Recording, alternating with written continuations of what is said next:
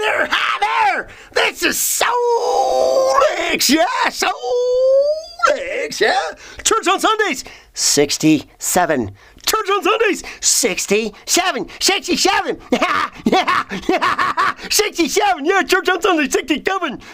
Can you say 67? Of course you can. Ready? Let's say it together now. You said it. In your head, at least. Maybe you didn't mouth it, but you said it in your head when I said, let's say it together. 67. Ready?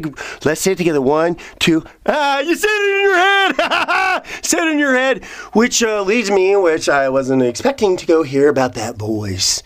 That voice in your head. And it ain't the one that makes, like there's bunch of other nut jobs that are out there that want to sit there and try to tell you that any voices in your head means that you're crazy or something. No.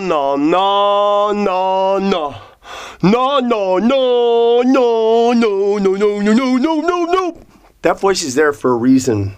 And got into a conversation, it was yesterday with my son about, that voice. That voice is there. In everybody. You can't deny it. That voice is there in everybody. That voice is there to guide you and help protect you and show you the way and keep you safe and save you from things. But there's an art of really coming in to tune with that voice. And I stop here and I think for a moment, because I've been doing it. I've been tuning into that voice literally for years. And I don't want to tell you that it's going to take you for years, but you have to start listening to that voice. I think probably that's the first step is you got to just start listening to it. When you come into a situation, start paying attention to that voice. This is going on through your head. Because it's there. And so let me tell you a little story. It happened to me recently, you see, because I've been testing this voice for a long time. Because that voice showed me, that spirit that was within me showed that voice was there, and then, and a lot of times was right about things, but one of the things that I didn't do, which is one of the most important things, when you hear that voice and you know that you know with it, act. Do what that voice is saying. And I would say that is probably the most difficult thing to bridge over and do is when you hear that voice and act. Because how many of you out there, raise your hand, had that voice say something one time, whatever it was in your life. And then later on you found out the truth and you're like, oh man, I wish I'd done that because something told me that. Something said inside that. Right. You're right. It did. And you didn't listen, did you? So one of the most important things is to really act on that. And, I told the story, if you're listening to these videos in succession, get back there if you're starting here. Do this like a book, okay? Like a book. Okay, listen to this section like you're reading. It's a really kind of good thing to do. Because like I said, if you're jumping in on it, I've said it once, I could said it 1,000 times. If you're just jumping in on these, then some of them just may not make sense. The voice. And I will say this: it's usually for me, what I've learned from it is that. It's usually, because I talk to God like he's my master, he's like right there. I have him help me out in the grocery store, and like just today. And I keep on going to this meat. There's this meat that I want to buy and it comes in a little tube. And I keep going and this voice in my head says, no, you don't need it. And I'm like, yeah, but no, you don't need it. Okay, so then I don't get it, and it really is kind of an unhealthy meat, and it's very high calories, and so, so I'm leaning on God that much, and that might sound kind of silly, but it's the little things that you must start with, you understand? You can't just jump off into 4-stage, knowing what your spiritual voice is, and I still pray to this day, dear Heavenly Father, please make my spiritual voice clearer and louder, and that I would have discernment. Okay? Dear Heavenly Father, I pray that my spiritual voice would be clearer and louder, and that I may have discernment. And so it's improved over the peak. You can't just, God's not going to wave his magic wand. You got to put in the work. You know what I'm saying? You know what I'm saying? You got to put in the work, huh? You got to put the boots on and the shirt and the working and the going and sweat, and hey, you got to put in the work, okay? So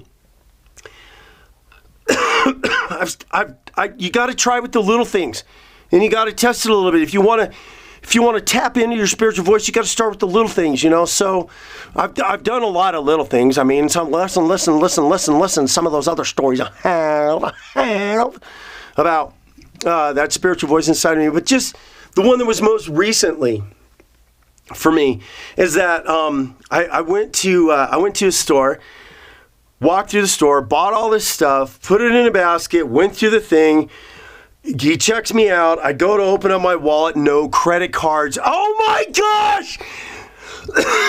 Many people out there that have credit cards, and then you've ever like misplaced your wallet or something like that. It's like panic. You know, where? Oh no, because you know somebody's gonna go to that credit card. It's got your bank accounts. You know, so I'm in panic mode, and man, that is a very uncomfortable thing, you know, because it's like I got my wallet, my cards. What happened? Did they slip? Did they fall out someplace else? I don't know. I'm going crazy. Sorry. So then I go, God, and then here's the thing. Is sometimes when you go to ask God a question, the answer, like I've gone to ask God a question, and the answer's there before I even get the question out.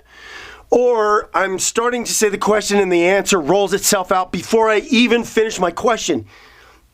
For me, and probably for you too, that's the word, that's the Spirit of God speaking to you to help you in those moments, to give you peace. It's because what is one of the really big things we're doing it for, so we can have some peace in our lives and we're not being tormented like I was being tormented in that particular moment. And the, you know, for me, it's kind of like a blank. It's kind of like because I've tuned into it and I practiced it enough to where I said, and when I go, it's kind of like when I go to ask God, it's like I give my mind a black chalkboard, or you know, just a blank, you know, and then I go to ask God, and he said, they're both, before I even finish my question, they're both at home. And you hear these words and you say, okay, when you listen, if you hear it, act. That's the thing you're going to have to start with that voice, is act. You're going to have to experiment.